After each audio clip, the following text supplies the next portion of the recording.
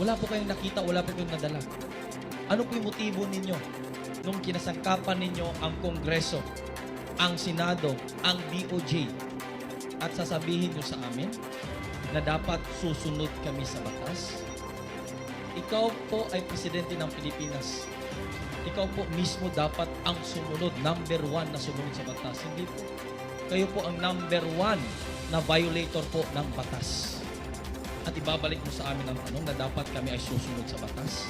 Bakit nape-pressure na ba tayo, President Marcos?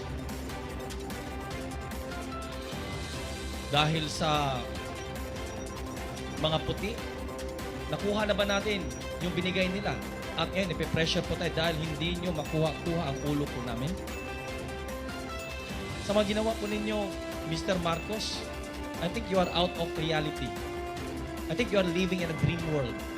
And it seems that you are hallucinating sa pinaggagawa po ninyo. Hindi po tugma eh.